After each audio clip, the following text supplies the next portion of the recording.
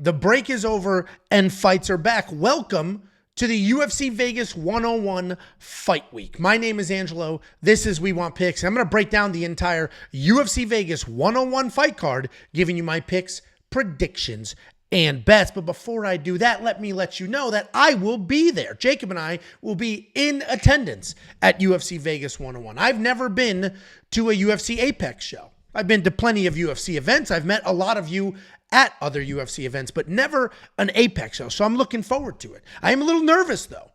This absolute doofus, the one grabbing his crotch in what was an elevator picture, is going to be screaming, yelling, asking referees to take points away, telling them, what are you doing?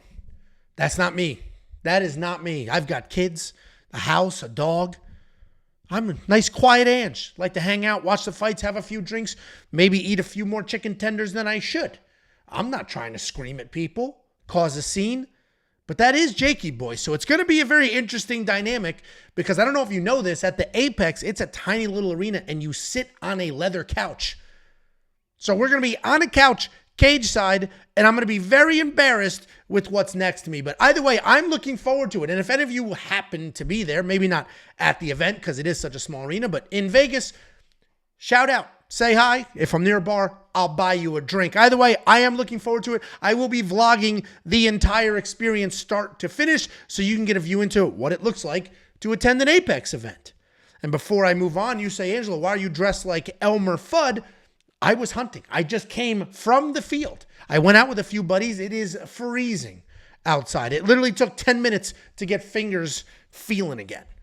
So I'm keeping this on because this is nice and warm. We're going to break down this card as is. You will deal with it. I know you can't see me because of the camera, but you don't need to see me. You just need to hear this sultry voice to grind you through this card. But it's not just this card that we've got bets on. I have 11 future bets on the board. Not just UFC Vegas 101, but also UFC 311 and UFC Saudi Arabia. While everybody else took a holiday break, we've been grinding. Not only have been breaking down cards and putting videos on YouTube, we've also been placing bets, throwing parlays on the board. 11 future bets totaling 10 units, a bunch of parlays, a bunch of money lines. And you can unlock every single one of those bets right now. Just go to the website, wewantpicks.com, or download the app. We've got an app. Pause for dramatic effect. An app. I can't believe they did it. We have an app. It's up. It's available right now in the App Store. Just search We Want Picks, download it, and you're off to the races. The app's 100% free. We've got 2,000 downloads, so thank you for everybody who actually downloaded it. And it's the best mobile experience you're going to get. You're going to get push notifications. You're going to get access to all the picks, the bets, the tools, and everything that we do. If you don't want the app, well, the website has always been mobile friendly, as have been the tools. But if you want the app, search We Want Picks in the App Store. And it's available to you. That app will unlock all the bets, the tools, and everything else. One of the bets that's been wildly successful for us in our community is the safety parlay. This is a volatile sport. How many times have we seen a minus 600 favorite get smoked out of nowhere? How many people have thrown somebody into a 19-leg parlay to complain that that one person blew it? Not the safety parlay. Safety parlay is the beacon of stability in this space. A 69% ROI. Of the last 10 events, 9 safety parlays hit, and the only one that missed was an over 2.5, and it missed by, 1 minute because a woman decided to get head kicked and die. Either way, safety parlay is one of many things that we offer. It's one single bet, but it is insanely stable. WeWantPicks.com. Click Become a Member. You'll unlock the safety parlay. You'll unlock all of the other bets. Here's a look at the last 15 fight cards worth of bets. Insane ROI over long periods of time. You'll unlock the data analyzer. This is about to get a refresh. Maybe the next time I film this video, you will see a different sort of screen share here. It's going to get a complete overhaul, same information, same incredible usability. This is going to give you data analysis statistics of every single fighter on every single card officially listed. So you can work well into the future. Go check out somebody's fight. Click a button to watch their previous fights. See the scorecards. All the data you can want or need. You can add, remove filters, and just zone in on anything that you want. Maybe you're looking for prop bets. Maybe you just want to do some tape study. It's all available in one single tool. You're also going to get the line movement tracker. This is going to give you the opening odds, the current odds of win probability, and the line movement for every fighter on every card. You're going to get the Prop Hunter, a curated set of data specifically designed to help you find prop bets and everything else that we do. WeWantPicks.com. Just click become a member. It's freaking $10 and fights are back. Don't be a cheap bastard. Here is the address if you want to send something. I filmed a holiday vlog. We got a little bit of mail there. I will be filming a vlog for UFC Vegas 101 and then another vlog right after it for UFC 311. If you want us to open your letters, read the notes, eat the food, talk about your small business, whatever it is, here's the address. Send it to us at P.O. Box 406 in Prosper, Texas, 75078. And that's enough yapping. Let's go ahead and break down this card. 14 fights still. This card remained completely intact. I don't know if there's just a bunch of news that hasn't dropped yet, but this fight's this weekend. So it's either going to remain stable or it's about to completely blow up. But nothing's changed other than the fight order and the odds. The odds have gotten very, very dramatic. Lots of movement on this card already. And I think the time off, people are seeing odds. They like a fight and it's just starting to widen. We have had nobody on this card go from an underdog to a favorite. What we have had, though, is favorites become even wider and a couple of lines tighten, but nothing too dramatic. Opening up this card, we got Nurullo Aliev taking on Yanal Ashmouz. This is one of the newer additions to this fight card, and these odds make a good amount of sense. I do have Nurullo, a bet on him. We'll talk about that in a second, but Nurullo, it's not Nurullo. He's not the dude from The Matrix. Nurullo Aliev, dominant wrestler. He's always been competing his entire life at different martial arts. People love to compare him to Khabib. I mean, he kind of looks like him with the beard, no mustache, the short hair there, but it's really the style that people want to compare. Obviously, he doesn't have the accomplishments or the dominance, but it is the nonstop shooting. A nice jab on his feet and then bang, a shot right behind it. And he uses that jab, he pumps that out there to keep you up. You're not going to lower your hands to defend a shot if you're getting touched up in the face, and that's where the success comes from for Nurullo. He sticks with the striking 1-2s, nice basic, then has takedowns right behind him. He is coming off that win over Rafael Alves, where a point was deducted for an alleged bite. Whoops. Then we have Yanal Ashmouz, well-rounded guy. He does a great job adjusting in fights. He's going to come out as a striker. He's going to throw heavy. He'll work in some spinning attacks for no reason whatsoever, and then he will adjust to his wrestling if the striking isn't going the way that it's supposed to. He does have a decent chin, very solid base. He can be heavy on top if he gets the takedowns. There's nothing like explicitly amazing about Yanal, but he is strong. He's powerful. He will grind out a win. He's coming off a grapple-heavy win over Trevor Peek, who we all know has no fighting skills whatsoever, and it really just took a tiny bit of technique to run right through that guy. And Yanal is a guy that historically I have had a lot of success picking and betting on. Both times he was an underdog so far in the UFC. I have picked him, I have bet on him, and I have made some money. Not doing it this time, though. Third time is not the charm. I'm going to go with Nurullo Aliev. Hopefully, no more cannibal activities with the biting. I just think the wrestling's too good. That jab's going to be right in his face. And assuming the MMA gods don't have some karma waiting for Nurullo, I think this is going to be a pretty straightforward win here. Lots of takedowns, riding into a decision with a ton of control time. Nurullo Aliev is the pick. I do have him in a parlay. I'll give you the other half a little bit later. Then we have Victoria Dudakova taking on Fatima Kline in what is the most ridiculous odds on this card. Fatima Kline is a minus 900 favorite. This woman has 7 professional fights. 7.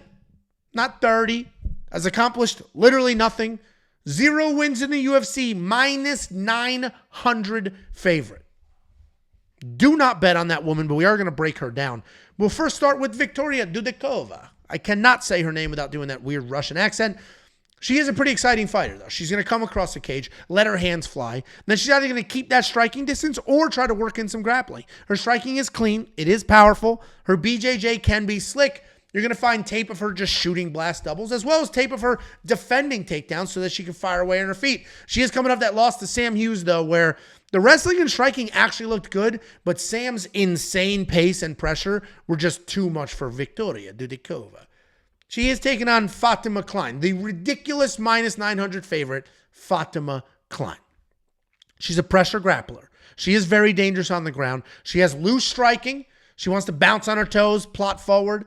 When that distance is close, she's going to fire right hands and then shoot takedowns. On the ground, she's immediately going to start working with strikes. And the second you're going to cover up is when she's going to work towards submissions. She's got plenty of cardio, big takedowns, solid prospect.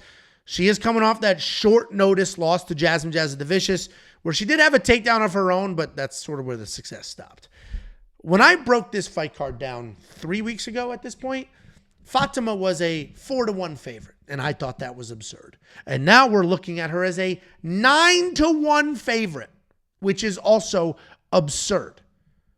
When she fought Jasmine Jasudavicius, she opened as a big underdog, and then immediately it skyrocketed. She became the favorite, only for her to get taken down and just pushed around and held down. And Fatima has skills, don't get me wrong, but she is small.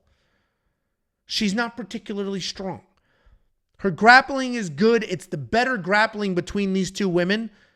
But we just watched Jasmine Jasudavicius get takedowns on Fatima and Fatima not be able to do shit off her back. We just saw that happen. And Victoria Dudakova is nowhere near as good of a wrestler as Jasmine. But if Victoria can get some takedowns, her jiu-jitsu is certainly good enough to stay safe on top.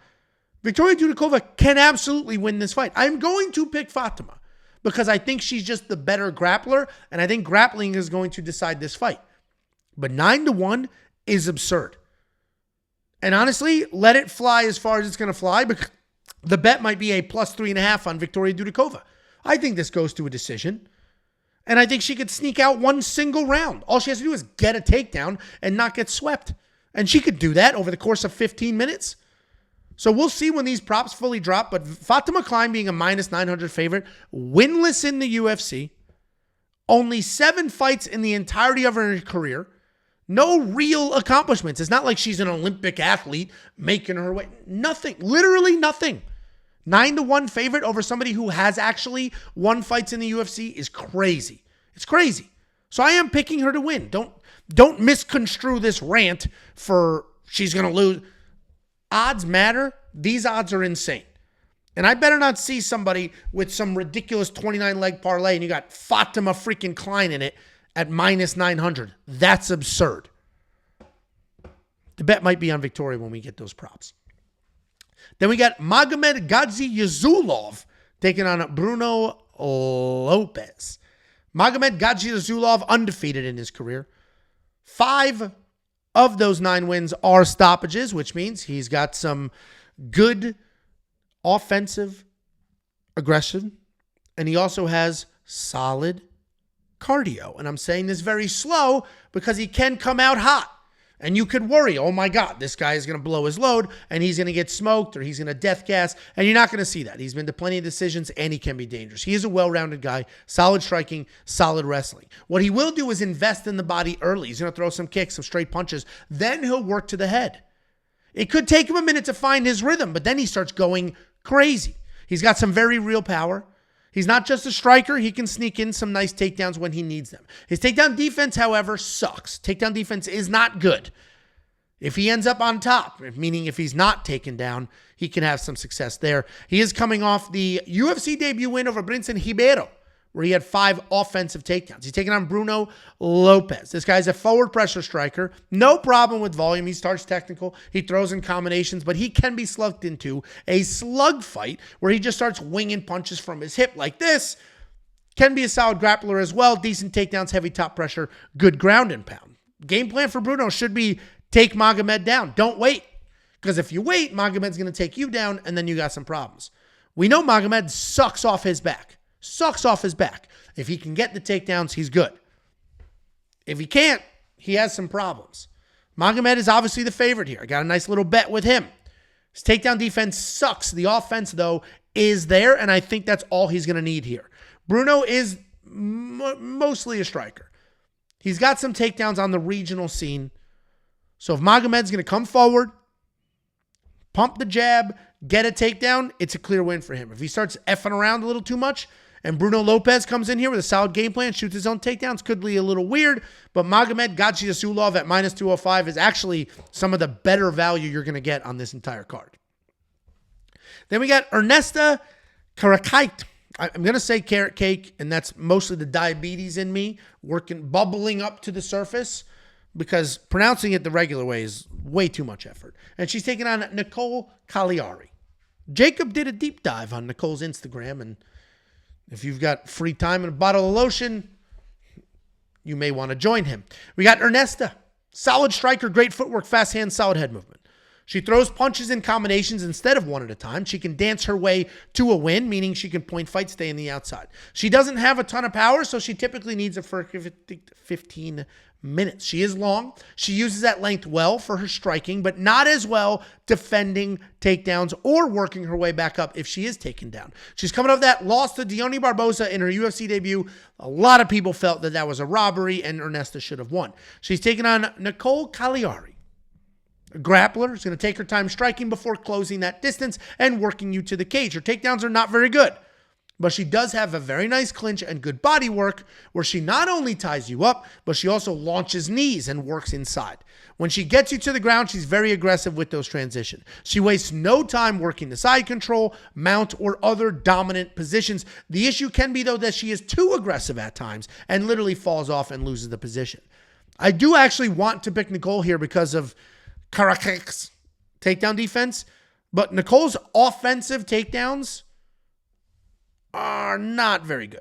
So it's a battle between mediocre takedowns and mediocre takedown defense, which I imagine is going to be a wash and probably a back and forth sloppy fight. And then we have a striking match, because if Nicolle can't force this fight to the ground whenever she wants to, she's going to be stuck striking with the longer, leaner, faster, better striker. For that reason, I have to pick Ernesta. But similar to the rant I went on with a minus 900 Fatima Kline, Ernesta should not be a 3-1 favorite here. And a plus 3.5 on Nicolle could actually be a decent bet. We'll wait for the odds to drop. We'll see what that looks like. She is an official UFC debut here, which is always tricky, but I don't see a finish.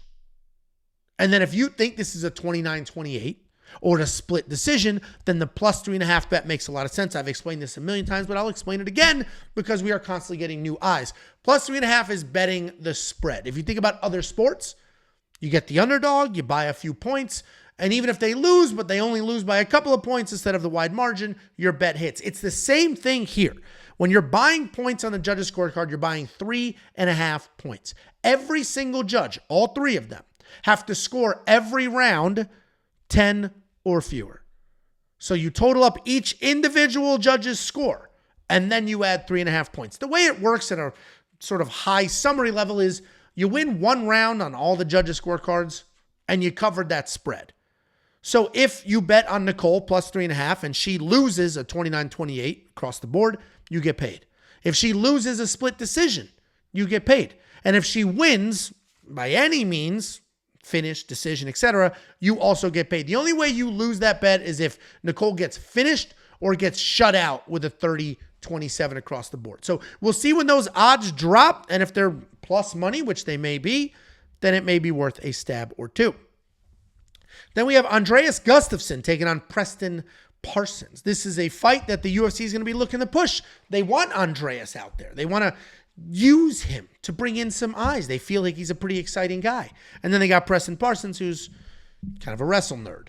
But we got Andreas Gustafsson. Solid grappler. He actually is a wrestler, despite this picture making him look like it's not making him look like a striker, but this looks like the picture of like, I just knocked somebody out. Like most wrestlers, he's going to come forward, throw a ton of strikes. They're really just there to design to back you up, get you to the cage before trying to shoot a takedown and get you to the ground. When he gets you to the ground, he's going to soften you up with elbows before looking for a submission. Despite being a grappler, though, he's got some real power in his hands, and he's always looking for a finish. He's taking on Preston Parsons. Preston Parsons is a slick grappler. He's got 9 submissions in his 11 wins. He's a BJJ black belt who moves forward aggressively, just throwing big wild shots to also set up takedowns. While he is a dangerous grappler, he's a bit clueless if he can't get the grappling going. Historically, he's takedown or bust. In his last fight, though, against Oban Elliott, he managed to bust and get a takedown. So really impressive stuff there. I am struggling with this one, though, and I've gone back and forth. I was going to film this video and change my pick from Andreas to Preston, because Preston's the more experienced guy. He's a very good grappler, But then ultimately, I went back, I watched a few more fights, and it's like, man, if he cannot get a takedown, he basically is clueless. And Andreas Gustafsson, I think, is the better pure wrestler in this matchup. So he's the better wrestler. Preston Parsons is the better jiu-jitsu guy. But I think Andreas has good enough jiu-jitsu to not get submitted.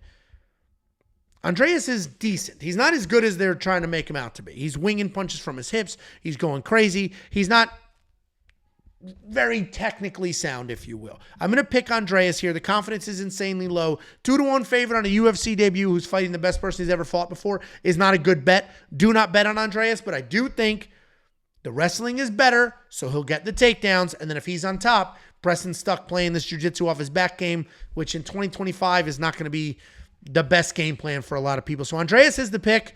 I'm not into the hype just yet. 2-1 favorite seems crazy. Then we have what could be a fun fight in an odd placement on this fight card. We got Thiago Moises taking on Trey Ogden, and I don't know why they threw this early in the card. Both of these are established gentlemen. Thiago Moises has been around forever, fought some of the best people, literally champions. So to throw him this early on a fight night card seems a bit criminal, but nonetheless, we got Thiago Moises, a very slick grappler, does a good job staying dangerous, but also being composed, meaning he's going to keep his positions. He'll work towards a submission instead of just going crazy. And even though he is primarily a grappler, and he's averaging about 2 takedowns per fight, he's got good technical striking. He can hang with a lot of people in pure striking matches. He uses solid low kicks to set up takedowns, and he is surprisingly young. The fact that he's only 29, but he has 26 professional fights, I did that math like that, by the way, is actually impressive, especially because he's been fighting at a high level for a long time. That is not a hollow record against a bunch of regional bums that he blew through before coming to the UFC. He is coming off the battering loss to Kline, where he was dropped twice and taken down by a kickboxer. He's taking on Trey Ogden. Trey Ogden is an athletic grappler. He's got solid takedowns and decent power in his hands. He's absolutely a grappler. If you run through the tape, you'll see, he dropped a few people before submitting them, but he's a grappler.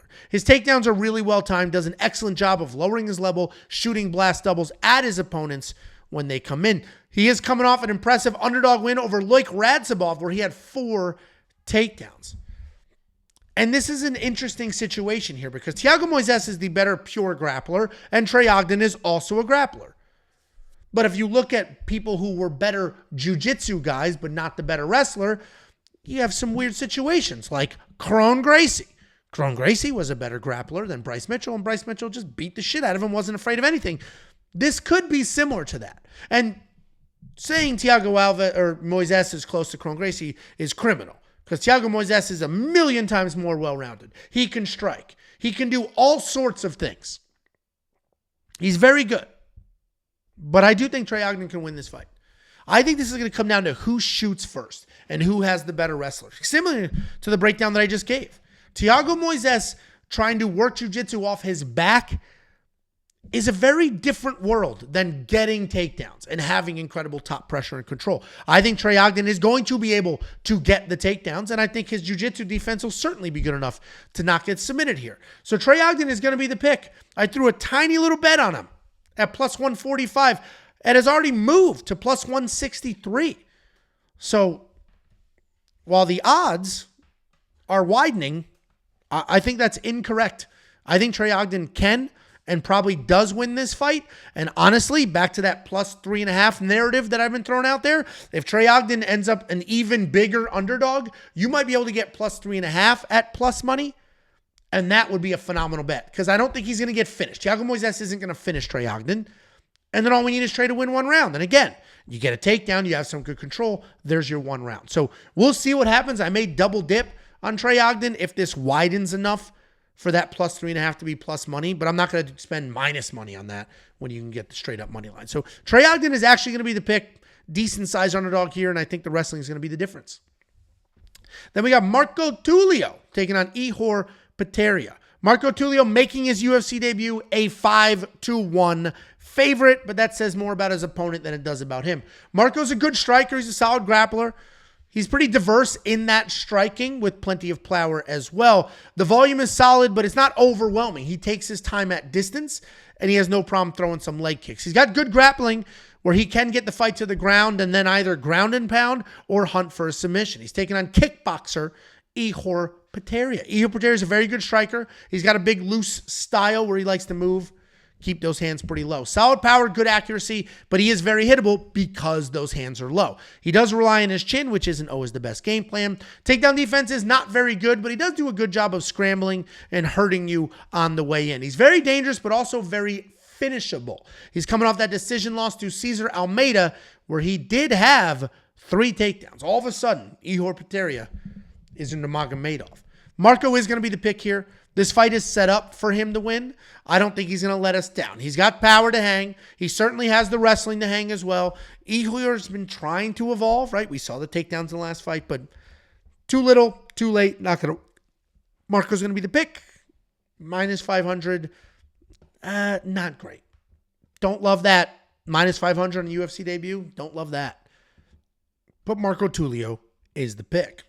Then we have the longest flyweight in history. That's an official statistic in Jose Johnson, and he is taking on Felipe Bunes. Jose Johnson is a long Muay Thai striker, as I mentioned, quite literally the longest flyweight to ever be in the UFC, and he uses that length pretty well. He likes to come forward. He likes to control the center with speed and range. He's got versatile striking, where he uses teep kicks, clinch work, and traditional boxing to touch you up. He does not have the best takedown defense, but he does have some good trip work for his offense and some solid pure BJJ. He's coming off that wrestling loss to Asu Almabayev. We had a few moments where you're like, uh-oh, is there a submission there? But overall, just couldn't defend the takedowns. He's taking on Felipe Bunes. This guy's a BJJ black belt with very slick submissions. He's also looking for something on the ground and is very fast in transitions and scrambles. He's never just chilling out. He's always trying to do something when these fights get there. Felipe isn't a BJJ nerd, though. He'll engage on the feet. He'll shoot proper takedowns. He loves throwing straights and overhands and then transitioning into a shot. If you take him down, you're going to need to defend submission attempt after submission attempt. He is coming off that loss to Josh Vando in his UFC debut, where he had a pair of takedowns before getting finished in the second. Jose Johnson is long. He is scary, but he cannot defend takedowns. Time and time again, he gets taken down. He will threaten some submission, then he loses a submission, and then he loses the fight. Felipe is as good of a grappler as you're going to get at this weight class. He's too good to get caught in a triangle choke in 2025. I see him coming forward, bombing overhands, getting takedowns, and then defending whatever nonsense happens on the ground. Felipe's the pick. I have a bet on him. I bet on him at plus 175. That is obviously tightened down to plus 155. So the value we lost on Trey Ogden, we got back here in Felipe Bunes. I think the difference is literally the fact that Jose can't defend takedowns. If Jose could defend takedowns, all of a sudden we have a different fight, but he can't. So I'm thinking the little engine that could in Felipe Bunes can get the takedowns, win this fight, and then cash that bet. And before we continue on, let's talk about putting cash in your wallet. If you want $50, we'll send you $50. It's affiliate marketing, and it's basically a thank you. If you go to wewantpicks.com/bets, sign up with any one of the affiliate partners, make a deposit, we will get paid, and then we'll slice off $50, give it right back to you. That's wewantpicks.com/bets. You can then use that money to unlock premium membership. Premium membership is only $10 a freaking month. $100 if you want to pay for the year. $300 if you want to unlock lifetime, but $10 a month. And we already have 11 bets on the board right now, ready to go. 10 units in play, 5 of them parlays, 6 of them money lines, and we're not just talking about UFC Vegas 101. We're also talking about UFC 311, which is the immediate next event. Unlock all the picks, all the bets, all the tools, and everything else, including the safety parlay right now. The beacon of stability has hit 9 of the last 10. Almost 7 units of net profit from one single bet and a 69% ROI. That's wewantpicks.com. Click become a member at the top. All the bets, the tools, the picks, everything else that I talk about nonstop is available inside of our brand new app. Just go to the App Store, search We Want Picks, bang. Unlock that app, log in, everything you could ever want or need right there at your fingertips, including push notifications. Hey, this bet was just placed. Hop on board. And finally, filming a vlog because we will be attending UFC Vegas 101. Immediately filming a vlog after that for UFC 311. And then immediately after that, filming a vlog for a local fight show that Jacob and I are going to and supporting.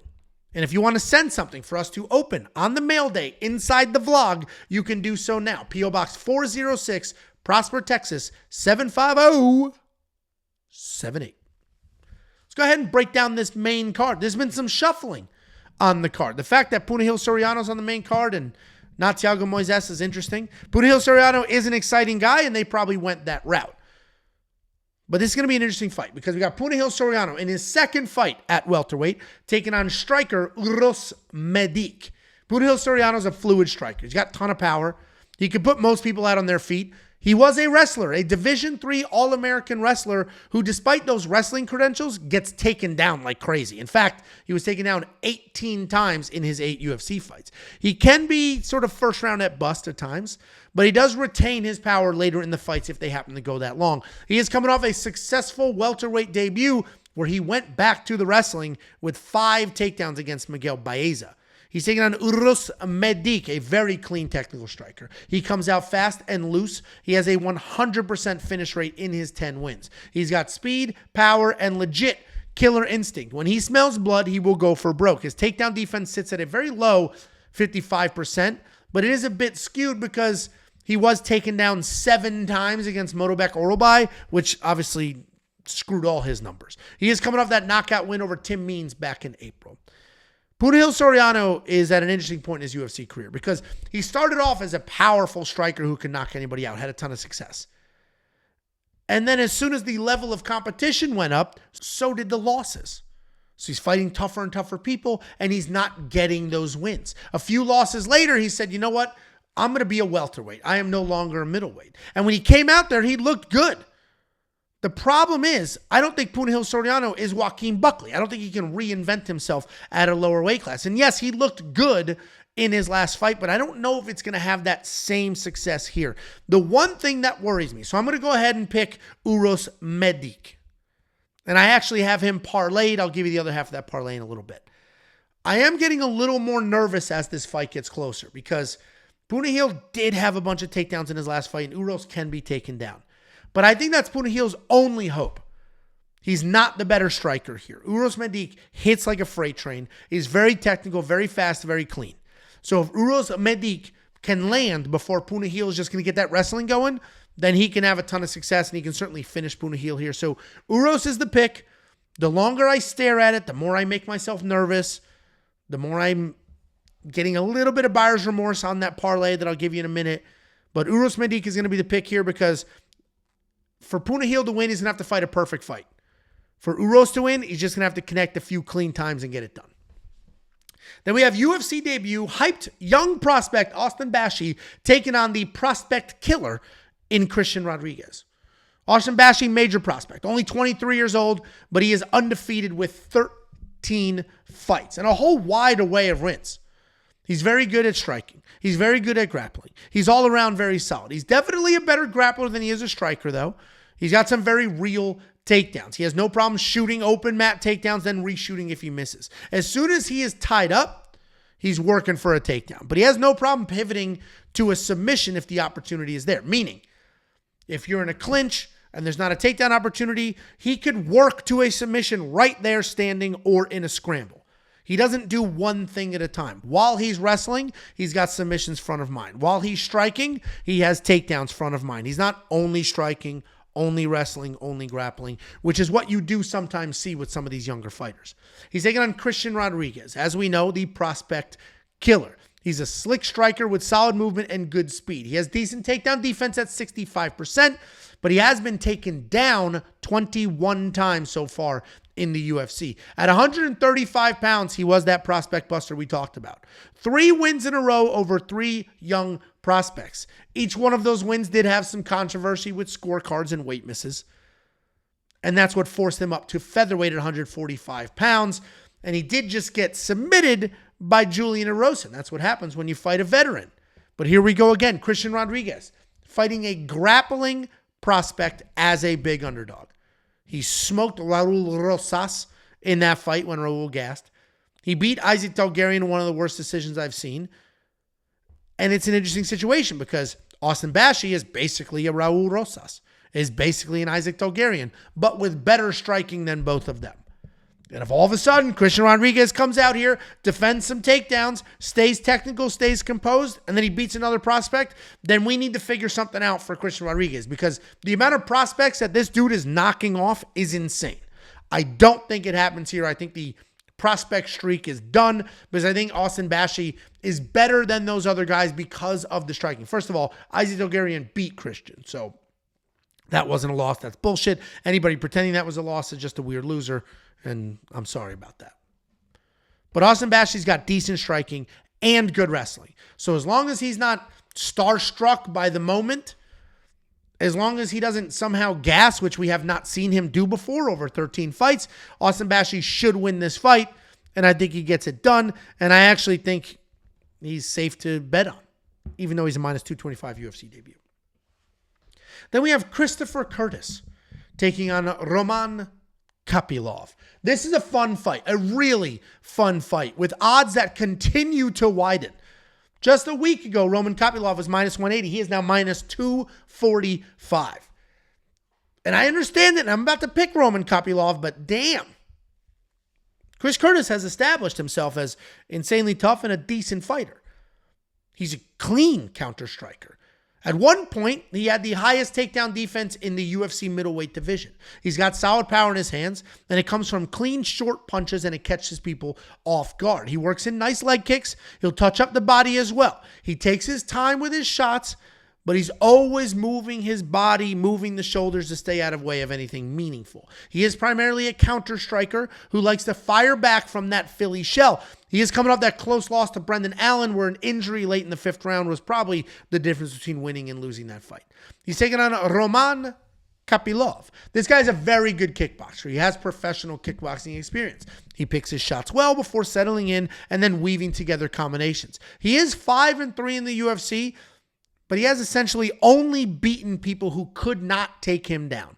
He has an 87% takedown defense, but he's not going to need it in this fight. He is, however, coming off that decision win over Cesar Almeida, where a knockdown and 5 offensive takedowns reminded us of how good Roman Kopylov actually is. Chris Curtis is the better overall fighter in this matchup. He's the more well-rounded mixed martial artist. And before you're the weird loser in the comment section that's like, well, he hasn't shot a takedown in the UFC, the guy has 42 professional fights. Not every single one of them was in the UFC. Go to his previous regional fights. You'll see him shooting offensive takedowns. And then what happened is over time, he developed such good counter-striking. He got so comfortable with that striking, he doesn't need to shoot takedowns. Because in his mind, he's winning all of these fights, striking. So why is he going to go ahead and shoot a takedown and mix it up? That is what I'm alluding to here when I say he's the better fighter. He's got offensive takedowns. He's got good takedown defense. And he's got good striking. The problem is, to the weird comment people's point, he doesn't use the offensive wrestling. So then it will just be a striking. And I'm also referencing somebody very specifically. It was like, how dare you say he's a well-rounded fighter? Shut up. Anyway, Chris Curtis doesn't use the offensive wrestling. And because he does not use the offensive wrestling, this is going to be a striking match. And while Chris has great counter striking, Roman Kopylov is the better striker. So Roman Kopylov has to be the pick. It's that simple. Striker versus striker, I'm going with the better striker. But if Chris Curtis uses his entire arsenal of skills and works in some takedowns, obviously this could be a very different fight. But unfortunately, he probably won't, and he's going to lose a decision. Then we have Abdul Razak Al Hassan taking on Cesar Almeida. This breakdown is going to be very similar to the one I just gave you. And that's because Abdul Razak Al Hassan, yes, powerful striker, lightning fast, can knock you out with a bad look. He hits so hard. But he's actually a very high-level judo practitioner. A very accomplished judo practitioner, in fact, but he doesn't actually use it in the UFC. He fell in love with his striking and his power. He's an incredibly talented guy that does not use all his tools. He is coming off that no contest with Cody Brundage where he looked insane. He looked phenomenal before a couple shots to the back of the head changed the course of that fight. He's taking on Cesar Almeida. Cesar Almeida is a professional kickboxer who had success at the highest level, including beating Alex Pereira, and then is now transitioning to MMA. He does everything you would expect him to do. Good, clean combinations, big power, good footwork, very dangerous every second that a fight is on its feet. Takedown defense, though, sucks. In the middle of the octagon, doesn't exist. Against the cage, he can defend, but everybody can defend takedowns against the cage in 2025. If he is taken down, he does a nice job scooting his ass back and working his way back up. He's coming off that win over Ihor Potieria, where he was measured, he was controlled, despite a whole bunch of eye pokes and nut shots. And I was surprised when I saw Cesar Almeida was minus 235 a few weeks ago. I'm no longer as surprised when I see he's minus 300 today. Because the reality is, Abdulrazak Alhassan is 39 years old. And strikers don't age as well as grapplers in this sport. And unfortunately, Abdulrazak Alhassan is basically a striker because he doesn't use all of that judo. All the judo that he spent his entire life working on, improving. He doesn't use it in the cage. If he did use it in the cage, this could be a very clean win. Now, the problem is judo is not wrestling. Judo is throws and trips. So you're going to have to tie up. And in order for him to tie up with Cesar Almeida, he has to get close. And to get close, you got to get through the guard. You're probably going to eat a few shots on the way in. So Abdulrazak Alhassan's in a weird spot here where he actually has to strike with the more accomplished kickboxer or try to grapple with him, but because he's not a wrestler, he's not shooting takedowns, he has to clinch up, which is also a problem against another high-level kickboxer. So, for all of those reasons, Cesar Almeida is going to be the pick. He is the one, the other half of that parlay that I mentioned. So I'm a little nervous, but it is a striker delight parlay with Uros Medic and Cesar Almeida. But this is I'm going to be nervous during this one because Abdul, much like Chris Curtis in the previous breakdown, is the better fighter, the more well-rounded mixed martial artist. But because he doesn't use all of those other skills, it's just going to be a striking match, and he's fighting a better striker. It's just that simple. Then we have the co-main event of the evening. This is an odd co-main event. Personally, if I was doing this fight card, the co-main event would be the Chris Curtis fight. I think that's a much more meaningful, much more impactful fight. Chris Curtis has established himself as somebody that they can put on pay-per-views. Like, Chris Curtis is a good fighter, a well-known fighter, and for him to be not the co-main event, but a couple of geriatrics are, interesting situation. We got Santiago Ponzinibbio taking on Carlston Harris. Santiago Ponzinibbio is the Spanish broadcaster, so he is squarely into his second career, but it's okay. We'll focus on his first career now. Very good striker, likes to stay out of the pocket. His striking is clean. He does a really good job managing that range. He doesn't have a ton of raw power, but he's got good volume, and he can get TKOs because of that volume and his pressure. He's coming off that close loss to fellow senior citizen Muslim Salikov, where he had 2 takedowns and defended 5. He's taking on Carlston Harris. Carlston Harris is a somewhat impressive elderly man himself. Well-rounded guy, pretty wild striking, but he does have some good power in there. He's a very slick, opportunistic grappler as well, meaning he's going to snatch things up like a Darce or even a standing head and arm choke when he sees the openings. His wrestling is solid as well. He doesn't have traditional takedowns, but he's got nice body locks and trips, and as soon as you hit the mat, he's working towards something. He's coming off that early knockout loss to Chaos Williams. A couple of older guys probably fighting for their careers. Obviously, Ponzinibbio 1-4 in his last 5, so it's been a little longer since his last win. But I do think that Ponzinibbio can win this fight. I think he's faster. I think he's cleaner. I think Ponzinibbio has the better cardio as well. The only problem is that Carlston Harris probably has a little bit more power and the aggressive grappling.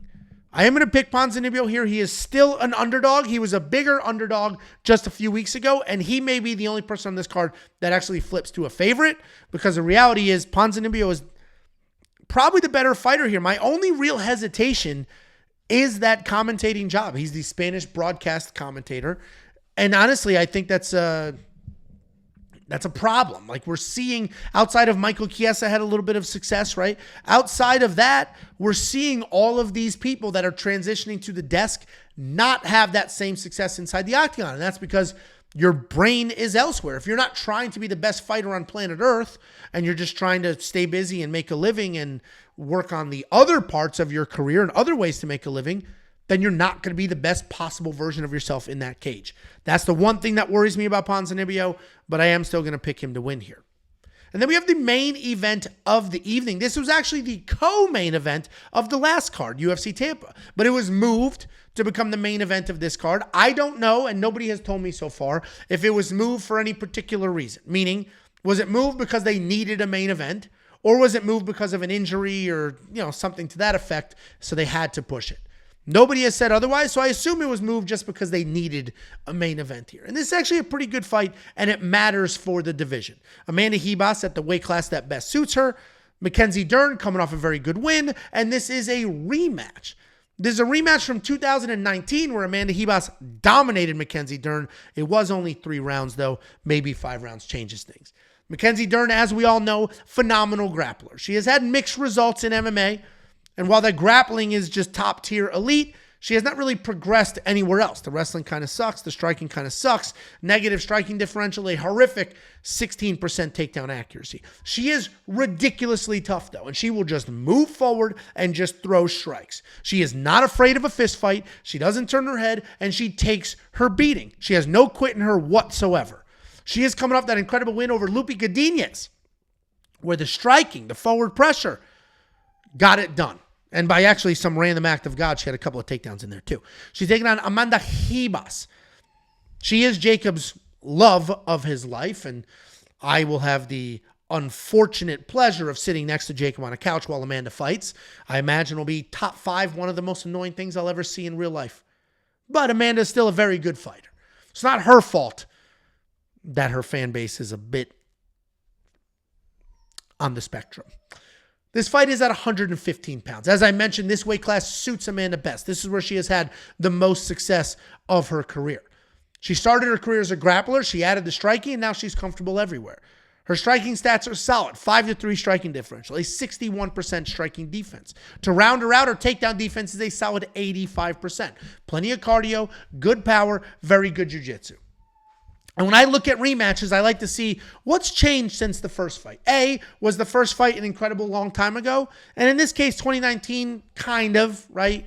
I'm not going to say 6 years because 2025 just started, but all right, 5 years ago. That's kind of a long time. But in that last 5 years, what has happened? We haven't seen Mackenzie get any better, right? She hasn't turned into a better wrestler. We've seen improvements, obviously, but nothing dramatic. Since then, Amanda Ribas, similar story. But she is improving. The striking's getting better at a faster rate. She's tossing people with side headlocks. What I loved in the first fight is Amanda was not afraid to take Mackenzie down. Didn't give a shit. Oh, you're the best grappler in the UFC's women's division? I don't care. Took her down anyway. Was the better striker. Took her down. Never in any danger with the grappling. This is more of the same. Amanda Ribas wins this fight. I think it's pretty straightforward. And I think the 5 rounds only benefits Amanda, who has gone 5 rounds and looked good doing it. Where I think Mackenzie is going to be dangerous earlier, and the sweatier they get, keep your hands above the table, the sweatier they get, the longer the fight goes, the more tired she gets, the less dangerous she'll be, and it won't matter nearly as much. Amanda Ribas has no problem bringing the fight to Mackenzie, and that's going to be the difference here. The unfortunate situation here, though, is when this was the co-main event of UFC Tampa, Jacob had a massive bet on Amanda Ribas at plus money. She is now a 2-1 favorite. The world, whoa, look how excited I got. The world opened up their eyes and saw what this fight should be, and the odds reflect. These odds are correct, unfortunately. I'm not going to bet on it because it is what it is at this point. 2-1 doesn't really make a lot of sense in this situation, but guys, that is the breakdown. Now what you need to do is go to the App Store, search We Want Picks, and download the app. Unlock every single thing that we offer for premium inside the app. A lot of time and effort, not from my part, but from Josh's part, went into making this app as smooth, as clean, and as pretty as it is. Basically, every single thing that we offer on the website is available in the app. If for some reason you don't like apps, you can't use the app, no big deal. Just use our website in your mobile browser. That works as well, and obviously from a full desktop computer. After you've worked your way into the app, unlock premium membership. Premium membership will get you every tool you could ever need. Like the data analyzer, this has a full tape index in it. It is built out for the future, meaning there's future events. You have adjustable filters, stackable filters, a full chart plotting out every single fight that fighter has ever had. You're also going to get the line movement tracker. This will give you the opening odds, the current odds of win probability, and the line movement for every fighter and every card. The Prop Hunter, a curated set of data specifically designed to help you find prop bets. And then we have more than just this beautiful camouflage face, but we also got Jacob giving you his picks and bets, Artem giving you his picks and bets, an artificial intelligence giving you it's not a boy, it's not a girl, it's picks or bets. And then we have a surprise in store. We have another New Zealander who's jumping on the team that will have their picks and bets available for you as well. Every single freaking thing, $10 an entire month. WeWantPicks.com. Click become a member. We're back in fight season, baby. Unlock it all right now on the website. Good luck this weekend. Hopefully I get to see you in Vegas.